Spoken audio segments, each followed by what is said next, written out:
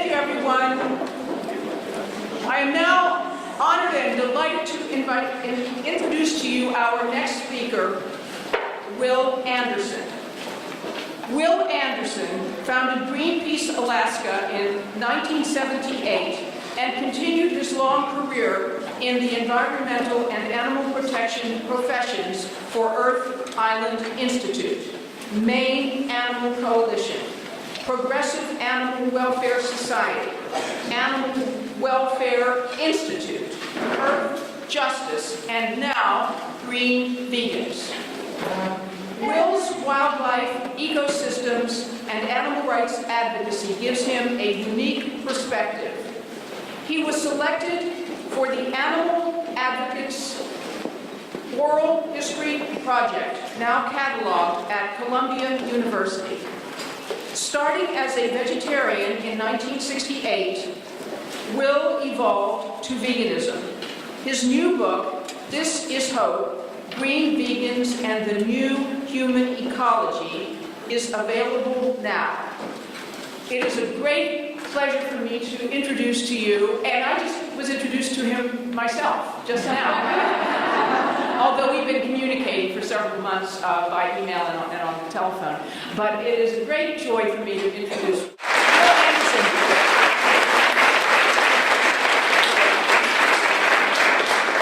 Thank you. We're all asking a lot of questions, aren't we? We're looking for answers. We're trying to figure out what to do in what order, how direct we should be, how indirect we should be, who's our audience, and what's our goal. And it's really intense right now because we're in a place, as a species on this planet, we've never been before, unless we live on an island, and that would destroy and we couldn't get off of it. So thank you for coming here today to create a life-affirming future for all species and ecosystems. And this is the first time I've presented the material in my book, so I apologize. I'll be reading more than I would like to, but I want to stay on script. Conscious eating is, there are four takeaways I'm asking you to at least take with you home tonight. The first one is that conscious eating is interdependent with many other issues that are important to you. And whatever reason you chose to be here today, whether it's justice, your health, the environment, I believe that the only way you're going to be satisfied with the results of the reasons you are here today is to address several other issues upon which our species depends to survive. How we respond to those issues defines our human ecology or our relationships with the external environment. That's the second thing. The third thing is the end of animal agriculture and the transformation that comes with veganism is essential to the new human ecology I'll be proposing to you today. And the fourth thing I'd like you to take on with you is the mental image of a bright green graphic I'll show you twice on the screen, because that graphic will show the new human ecology in the center and 7 results I'll be referring to are on the edges. And the concept behind it is that human ecology is an all-encompassing approach to issues. There's nothing that's left out. And I've made each one of those 7 results fairly generic. Some of them are no-brainers, social and economic justice. Hey, who can find fault with that? But the important thing is they all synergistically interact with one another and they strengthen one another. So, there are issues that are constantly challenging us. Overpopulation, social and economic injustice, losing the integrity of ecosystems and the biodiversity, unnecessarily destructive technologies, and as we see our Earth, this is what we're concerned about.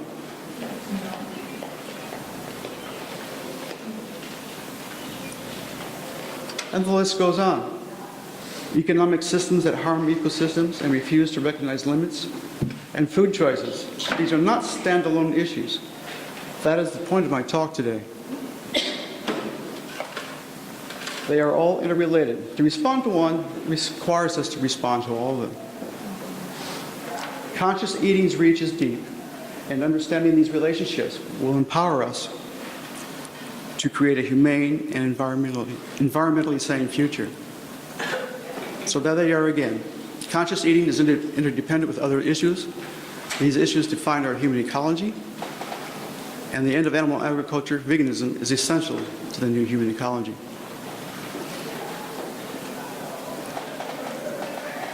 I'm sorry, I've got a dry mouth.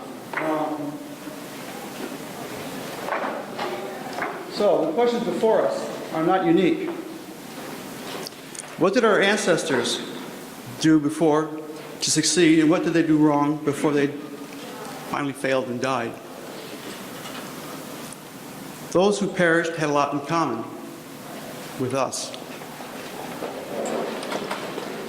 We are facing the same problems that have made us an unsustainable species today and threatens our continued existence. Now, that's good for a light note to start off with, but what response will work today with these issues that I lay out in front of us? We see it all the time. We know it's there. It's in the back of our minds. And that's the question before us. What will work? The perspective that I want to give you today. Thank you.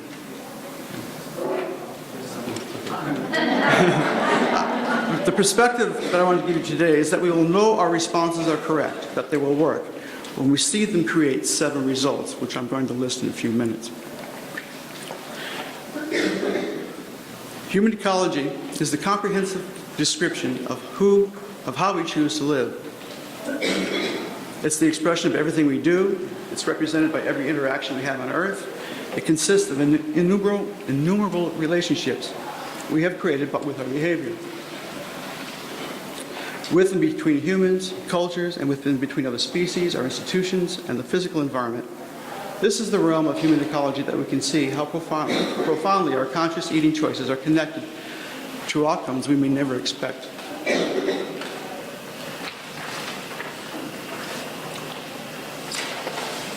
Our human ecology is reflected in our history,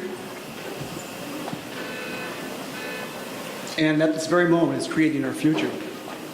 We do this through our cultures, our tools, our technologies, sciences, institutions, emotions, spiritual practices, agriculture, population trends, worldviews, norms of human behavior, and the transactions that we make in our economic systems. Human ecology usually refers to the study of these things, but I'm here using it to describe our intentional creation of a new human ecology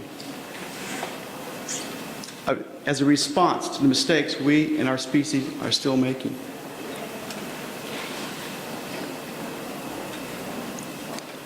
The issues are yours and mine.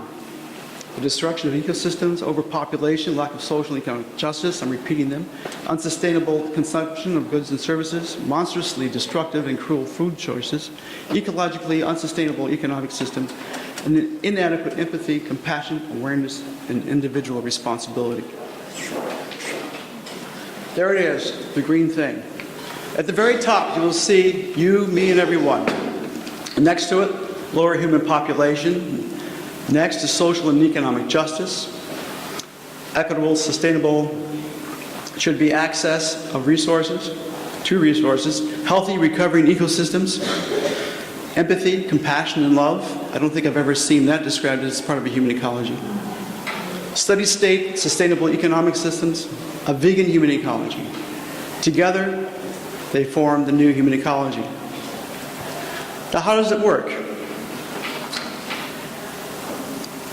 Lower human population interacts with healthy, recovering ecosystems, social and economic justice, equitable use of sustainable use of resources. Vegan human ecology interacts with the resources again, recovering ecosystems. Lower human population, again, affects all of them. And recovering healthy ecosystems supports social and economic justice, two-way street. Healthy ecosystems also support the lower population at a higher level of quality of life. I'll be referring to the current human ecology that is responsible for the state of the earth and humanity, how our species is behaving today. But if you haven't gotten this one, this is the next one. This is how it works. They engage and they drive one another. They are all connected. Under the current global consumption and the current human ecology, demand for food will double by 2050. Half of all land is already converted directly to human use. We already regulate 2/3 of all rivers, and the burning of fossil fuels has increased fivefold since 1950. Freshwater consumption has doubled since 1960, wood consumption 25% greater than 25 years ago, and seafood has increased during that same time by 400%. And of course, the greenhouse gases keep accumulating. What more are we going to demand from Earth? If we passively accept that there will be 2.2 billion more people by 2050, how can we justify expanding our demands when already, as the World Bank explains, virtually all land has been affected in some way by such processes as co-adapted landscapes, climate change, and tropospheric pollution? Much of this change is a direct consequence of land uses. Approximately 40% of land surface is in agriculture, which accounts for nearly 85% of annual water use globally. And it suppresses nature as a principal source of nitrogen emissions. You know that ammonium nitrate that we put on fields? There's more of it being applied now than nature herself has ever produced here in her lifetime.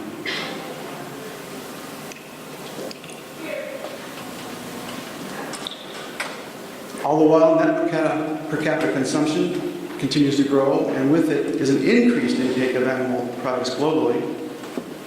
For instance, in the terminology I use here, it may surprise you, Chinese leadership understood a long time ago that dairy products could become a business with the right marketing about the children needing to grow as tall as Westerners.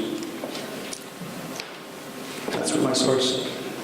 There were about 100,000 dairy cows in China in 1949, but by 2008 there were 14 million. Wow. Whenever we try to alleviate human poverty and suffering with increased animal agriculture, all we are doing is shifting the human misery onto the backs of other species. Human populations continue to grow, so as people increase in number and wealth, demand for animal products soars. With a multiplier of our billions of fellow human beings consuming, taking, and killing other species, we suck the life out of Earth, and we show the same disregard for cows as we do for ecosystems. There are 78 million more consumers added to this planet every year. There's still inequitable access to goods and services, and while this economic and political injustice perpetuates that disparity. The vegan human ecology takes ecosystems out of the animal foods business. Though there are endless number of compelling reasons to do this, it helps to know why veganism delivers the best nutrition to the most people using the least amount of resources. I think most people in this room know about conversion factors.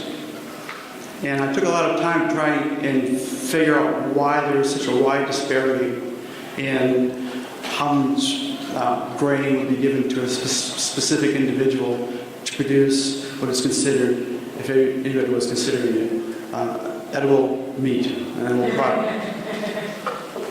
But I believe, it varies honestly for good reasons, because it's not a consistent system. Weather, price of corn and grain, all of that will come into play. But I believe Vaclav Smil, he's a distinguished professor at the Faculty of the Environment at the University of Manitoba.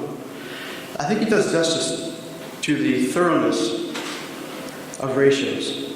His conversion ratios are that you'll have to feed chickens 4.51 pounds of the grain meal that you feed them to receive 1 pound of edible flesh. For pigs, it's 9 pounds to 1. For grain-fed cattle, the most inefficient, 10 to 1.471. But in addition to all that waste,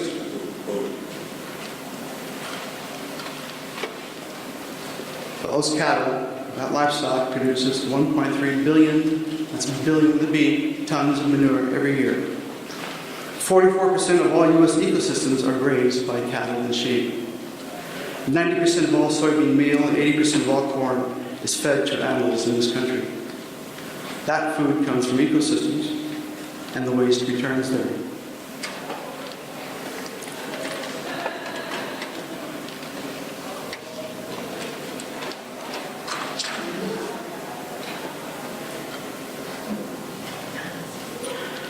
I'm not going to go into the terrestrial equivalent that happens at sea, but if you think of 500,000 hooks on a long line, stretched out over miles of ocean, it goes on every day. But there are actually 5 million hooks set every day in long liners. They're dragged behind vessels, extending for 100,000 miles. Total. So what we see on this slide is bottom trawling, one of the various fishing methods, one of the most destructive because it rips up the seafloor and the actual physical structure in which organisms are honeycombed and living there. Some places off New England are passed over like this several times every year. Harmful food choices. A core cause of ecosystem destruction, no longer necessary in developed economies, while organizations like the Well-Fed World are working to replace it elsewhere, is simply unsustainable. No form of it can eliminate the injustice of pain, suffering, slaughter, and environmental impact. It's deeply embedded in their belief systems and habits, their cultural practices, personal experiences, and our world economies.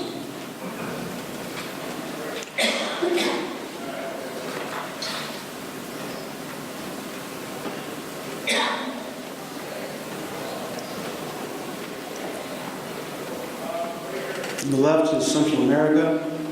On the right is the Amazon rainforest being cleared for soybeans.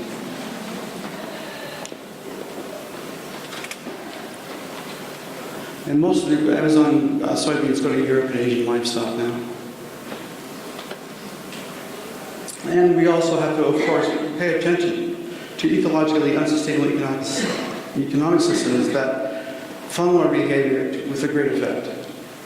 The current economic systems fail ecosystems. Economic systems fail ecosystems, just as they do the majority of people on Earth.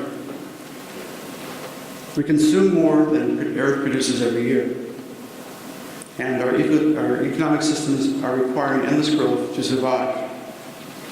We are demanding more than what Earth can replace after we consume our resources. In 2001, researchers estimated that we were using 1.2 planets worth of productive land. They predicted in 2015, at that time, our ecological footprint would grow to 1.6 planets. We're right on schedule. In 2012, Global Footprint Network estimated we are consuming the equivalent of 1.5 planets, and they say it now takes 1 year for Earth, 1 year and 6 months for Earth to regenerate what we use in a year. On that trajectory, we will need 2 Earths by 2030. Remember that we've been taking all of this biological wonder and productivity, and yet half of the world still lives in deep poverty. Ecosystems are in steep decline, and it would be happening without global warming. Just as an example, animal agriculture is responsible for between 26 and 51% of global greenhouse emissions, depending on which study you look at. Once that greenhouse gas starts warming the globe, it'll melt glacial ice, and glacial ice will turn, of course, to water, fresh water that will run into an ocean. When it mixes with salt water, sometimes it doesn't mix, but when it mixes, it'll change the ecosystem. It'll change the species composition that's there. Since salt water is denser, the fresh water will float on top, and then it'll create layering. If there's enough of it, it'll affect currents. And already currents are being affected by weather systems that are changing. So the weather patterns change, crops fail, And the United Nations expects millions of climate refugees. But it's a vicious cycle. As of last month, according to the U.S. Census Bureau, there were 7,109,098,010 of you. There are 213,699 approximately more humans every day. By 2050, the UN projects there will be 9.3 billion people. What are they going to eat? This gives a graph of our population. And right in the middle there is 9.3 billion by 2050. That isn't very far away. Leveling off depends on several factors, including whether or not we can stabilize our food supply, and especially in some areas, education and freedom for women, political and social stability, social support programs. But we've been adding nearly 1 billion people every 12 years.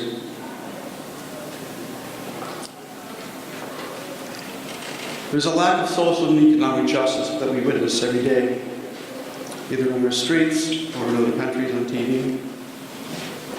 But without stable ecosystems, economic systems deteriorate, social fabric is stressed, political crises follow, freedom declines, choices are reduced, individuals from the species suffer and die. Economic disparity increases, public health and education declines. Governments are responding to crises, and they're unable to control the destruction of ecosystems. There are a lot of very poor people in remote areas who kill wildlife to sell in cities. There are middlemen, loggers usually. And it's the empty forest syndrome, nothing, beautiful canopy. We see beauty like in Hawaii, but we don't know what's been lost, what's been destroyed. Resource-poor ecosystems give rise to poverty. The least powerful are the most impoverished. And women give a good example of that. They comprise the majority of the world's 785 million illiterate adults and 2/3 of the world's poor because of social and economic injustice. It then becomes an environmental issue. Control over their bodies are denied by men. Childbearing is not a choice. The population rises. Ecosystems are then stripped of their resources. And so the cycle continues. What is poverty? Assessing poverty is an ongoing assessment, but essentially,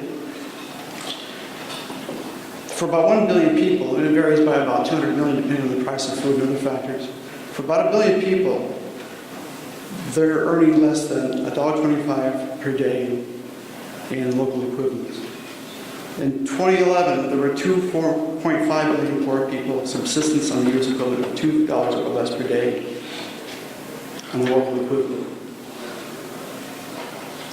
Sometimes it's a measure of quality of life. The Multidimensional Poverty Index surveyed 40 countries and found that about 1.7 billion people live in multidimensional poverty. That is, with at least 30% of the indicators reflect acute deprivation in health, education, and the standard of living.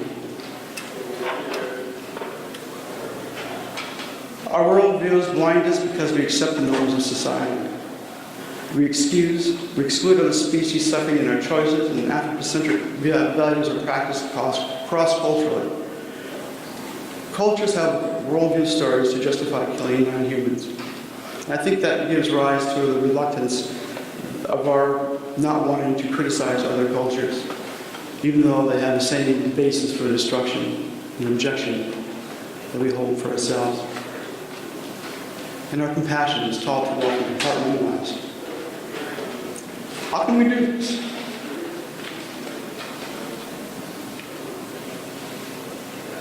It's better.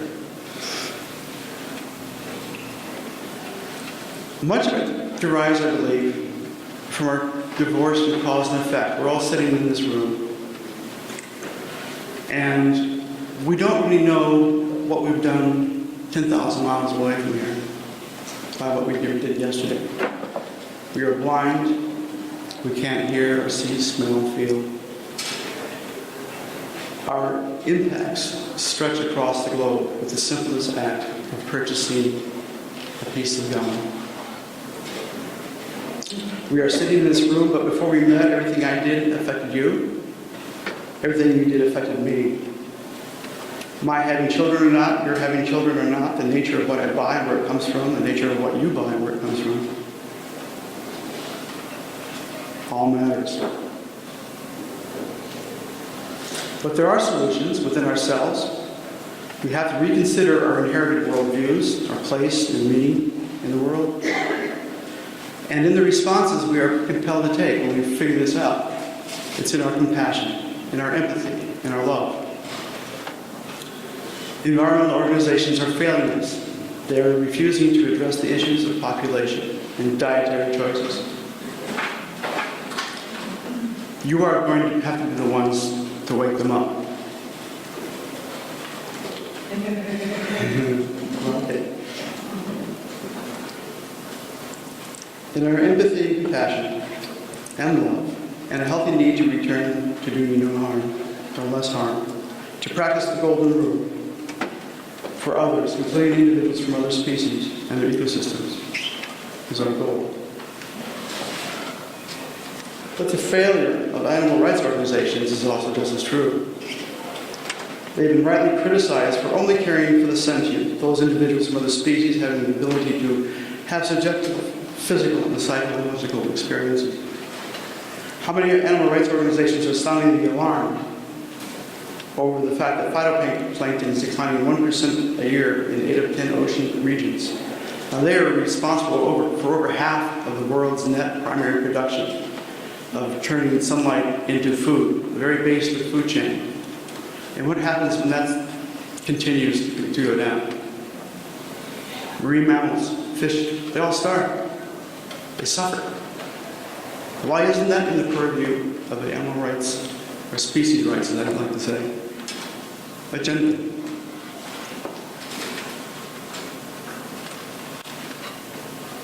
And they've also failed to attend to the importance of ecosystem. That's changing, but the non-sentient species in ecosystems and the entirety of ecosystems are what provide the comfort and safety and welfare and rights of the species, who are the sentient. They're all connected. There is no separation. But, you know, such organizations like 350.org, Greenpeace, which wrote a phenomenal report called Slaughter of the Amazon, they're not addressing animal agriculture. Lester Brown, the World Watch Institute, he's finally gotten around to calling for reduced individual consumption of meat. But his response to world hunger is to be more efficient in production of animal agriculture. And then there's Al Gore. Every time a book came out, I'd run to the store. Open up the book, I went to the appendix, and I looked for veganism, anything that would help me figure this out. In his last book, he devoted a few pages. And that was it. What did he say? Well, he had this carbonite stuff going on, but he just sort of said, yeah, we've got to be eating less meat and, be aware of it. There weren't any admonitions to stop. None of them were saying, stop it. There's an alternative that works. Of course, this spills over into, I get far more into depth in the book, to fish and wildlife management agencies. They share similar characteristics of environmental organizations. They are hobbled by arcane legislation that gives them their mission to produce a surplus for hunters. You'll never find them talking about population. And they represent us to the biological world in the most terrible of ways, the most violent of ways. In the U.S., about 5.5% of the population hunts. And yet, game management policy is controlled by that minority. And it's because of us. We don't go to the board of game meetings. We don't speak up. If that board of game, there's a long story about the relationship between hunters, trappers, and fish and wildlife, because they use them as agents for controlling the effects that we're causing by inappropriate human ecology. But you can't find a future in these agencies. They're not telling us the fact that they have no power to overcome the inertia of the destruction you're creating. They aren't stopping the loss of biodiversity. There is immense suffering in ecosystem destruction. Wildlife management agencies created as a norm of agency culture. Vegans created, if not by attending to ecosystems and non-sentient species who support the sentient. But there are ideas. We all feel the suffering of others. We have that empathy as a part of our normal psychological makeup. We know that saving individuals and ecosystems is right, and we know it feels good. But our responses have to be proactive, effective, understood cross-culturally. They have to overcome cultural resistance and personal resistance to change. And that's a big one. It's a tall order. How we go about it? Well, it depends on who you're talking to. That's as far as I go there. But, we live in this incredible place. I've been fortunate to see much of this. I was a hippie when I was younger. And when I grow older, instead of buying a house, I just travel. But I've been in the midst, and we're losing them all.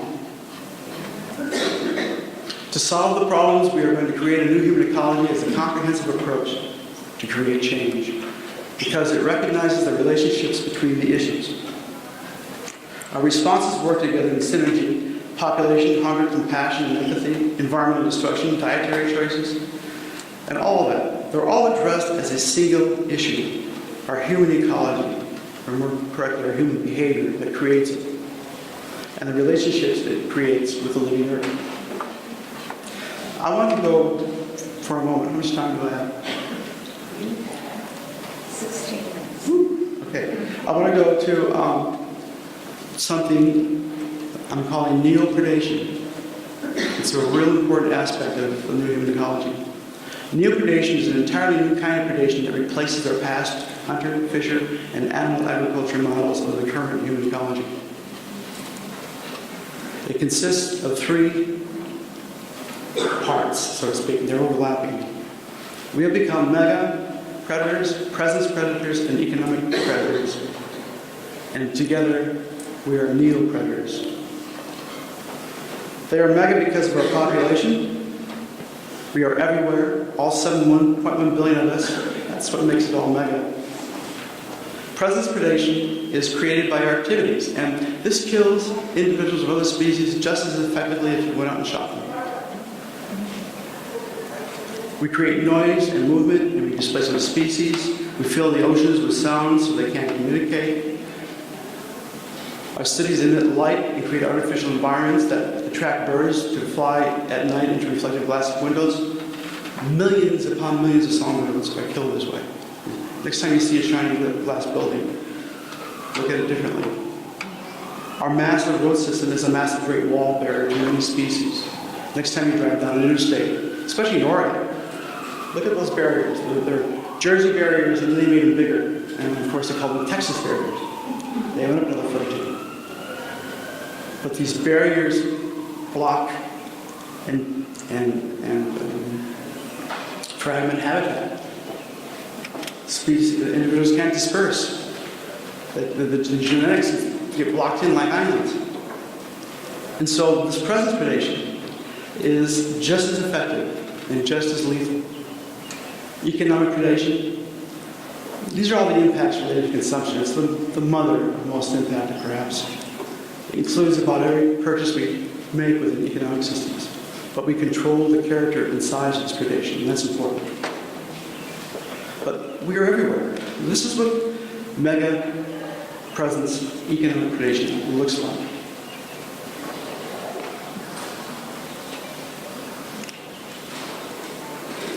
Just to backtrack a little bit, the current level of neopredatorship is not sustainable.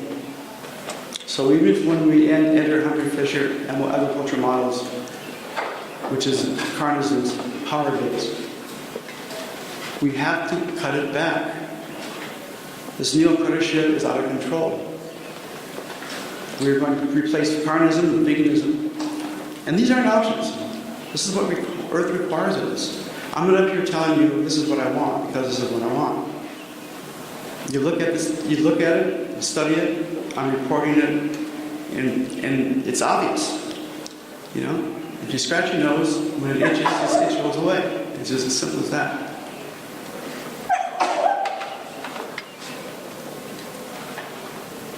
There are a number of other food opinions, opinions about food culture. You know, while doing some to a lot of good, the true effect is a green wash, humane wash, sustainability wash. All those issues that, in the end, writers find a delusional safe place where the questions and issues have not been answered. The majority of harms caused by omnivores remain, but the public is led to believe otherwise. False premises. Michael Pollan has done a lot of great work in getting people to think about their food. Michael Pollan has done a lot of educating people about monocultures and pesticides and all that, and how it's omnivores. But at the same time, he disses vegans in Omnivore's Dilemma. Now perhaps that was part of the reason why I spent maybe 15, 20 pages responding to it. But what really bothered me was the fact that he got away with using language that was inappropriate and leads a person away from making food decision choices based on the needs of ecosystems.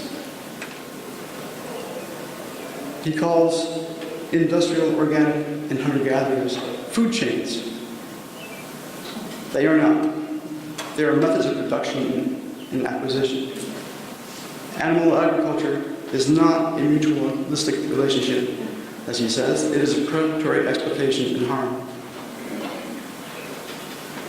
He makes narrow consideration of issues surrounding polyface and other farms, Joe Sullivan's place. He exercises at being a vegetarian, but it never amounted to much. And his buying steer number 534 to see what a steer would go through in a commercial feedlot, in my mind, was animal cruelty. He paid for it. It doesn't take anybody to figure that out. And he makes statements about 534 not being an emotional being. He didn't recognize him. He didn't spend any time with him. This is what a food web looks like. And I could have fit a lot on there.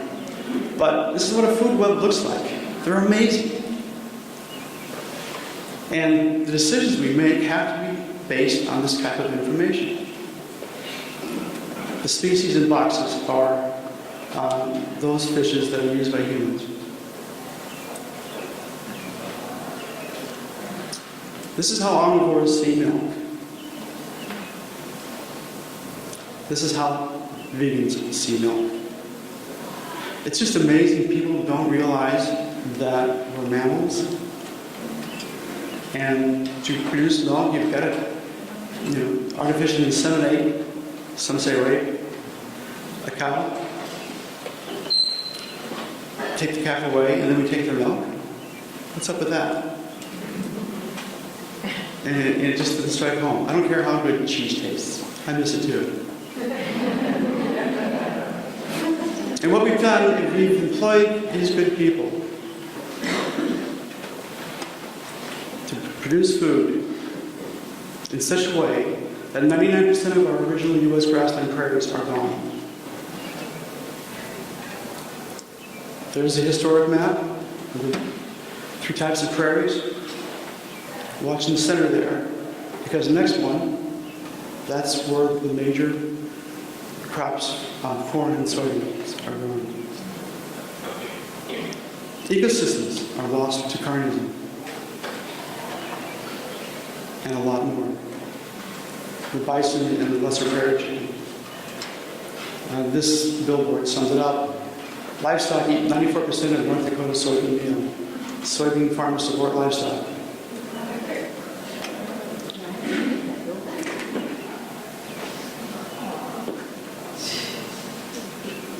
Building a new human ecology, we identify the sources of suffering and destruction. We are willing to see it for what it is. Our motivation is simply that we care enough. We care enough to choose priorities other than taste. And we're willing to act before others understand what's going on.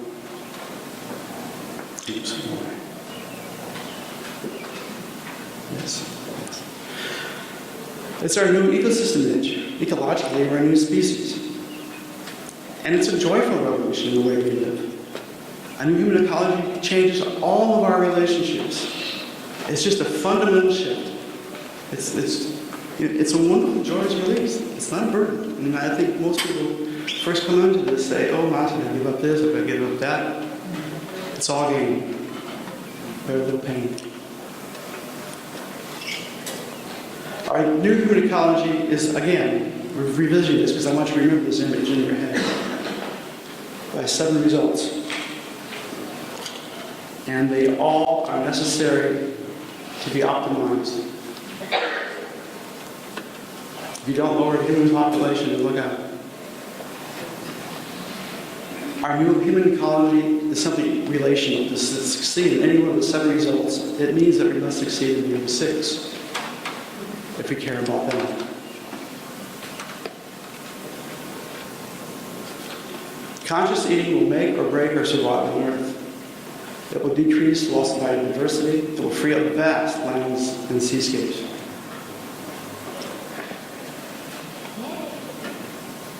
That's a happy thing. It keeps popping back. Conscious eating is essential to everything that you care about, that I care about. It creates the most important relationships in our lives.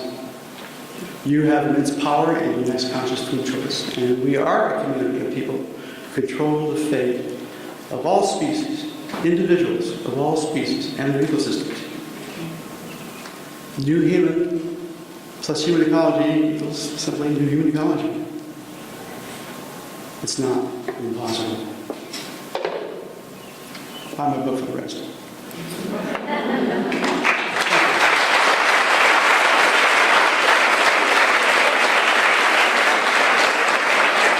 Do we have any time for questions? 6 minutes for questions. Patty, it's just time to eat. I have a question. Yes.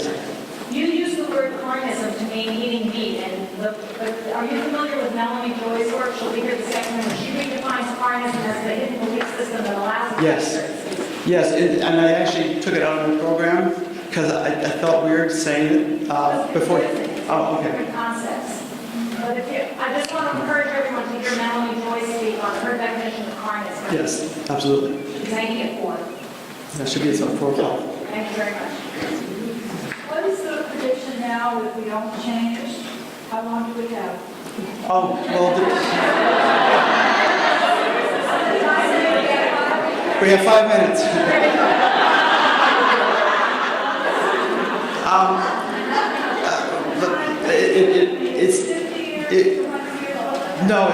It's already a salvage operation.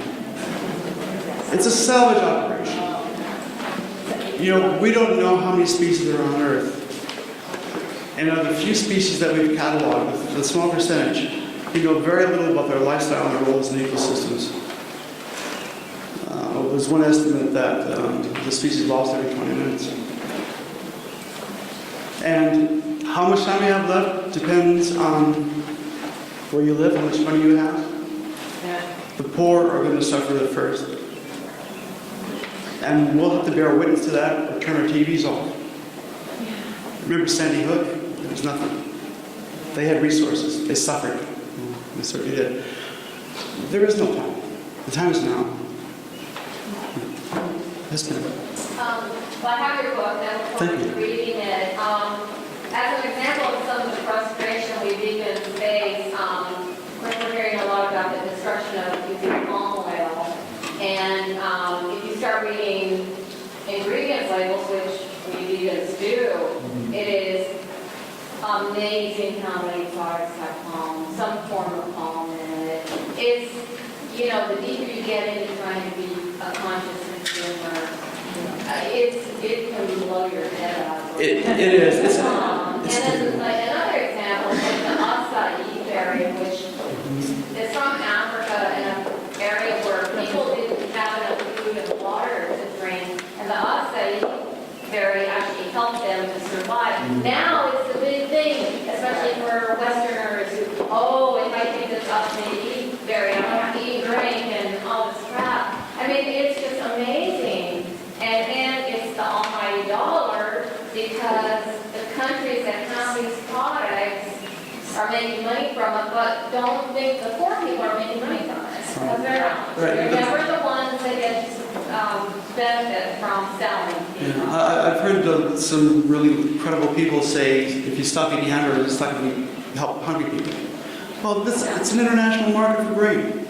And our demand and the cattle demand drive up food prices. And a poor family trying to send their child to school, if the price of grain goes up, as it did a few years ago, that child doesn't get to go to school. Yes. This is such a sensitive issue, and it doesn't seem to be addressed by the report cards or the eco groups like Sierra Club or the Advocate and Lab Advocates. Who is addressing, who is likely to address the population control? Population Reference Bureau. What was that? Population Reference Bureau. Well, there's reporting like the UN and stuff, but how are they advocating and training, educating your population? What happened to CC? I think they changed their name, didn't they? I don't know. We haven't heard from them. Yeah, there's a lot of Yeah. conflict with the churches now coming out and kind of trying to reverse that whole issue, and it is very controversial, but it shouldn't be. We're intelligent human beings, and we should be able to make a choice. But the answer to that, the highest population increase is in the poorest areas of North Africa, and that's where women have the least amount of choice. But I love that when you point out 2/3 of the women are poverty level. But look at China, India, United States leading in animal slaughter. Have people, men and women, typically Asian countries, and that doesn't seem to have impact. In other words, giving women control of their birth control doesn't equate when you compare it to India, China, the United States, and slaughter numbers increasing globally. The slaughter. Yeah, so That's what I would consumption. Like, it's not, we can have like tons and tons of, well, not very in the US, we consume more, than North Africa in terms of animal products. It's just that but what we consume is necessarily the number of people, and that's why the discourse of overpopulation is incredibly problematic, because often it is just it's a co-person kind of racism. Yeah, there's the, It's not examination of our consumption. yeah, there's 2 minutes. Okay, the poor in government positions of claiming reduce your consumption, and some people say reduce your population. Well, we need to do both, all the way around. We need to give up some of a great deal of what we're consuming, and somehow get it distributed more equitably. These countries I mentioned are exporting things, and the poor don't get any results. So the organization you recommended to look into a zero population? I go there and I go to human statistics, but and they vary. They'll be off by a couple hundred. But those are reporting groups. What about advocacy groups? So maybe let's move on to another question and open it up a little bit. Does anybody else have a question before the time's up? Yes, sir. Okay, there are some technologically advanced countries that are having negative population growth among their own dominant ancestral people. Is there something characteristic about them that might be helpful? Population is slowing in a lot of places, and there's difficulty with economic systems trying to adapt to that. But in general, when you've got a safety social net that works, You don't try to have so many children because only X number of them will die. I was in Sierra Leone, Africa one time talking to a friend, and this man came in and borrowed a shovel to bury his 5-year-old son because he couldn't afford to buy a shovel. So they have more children because the odds are only a few of them will survive. See you then. Thank you.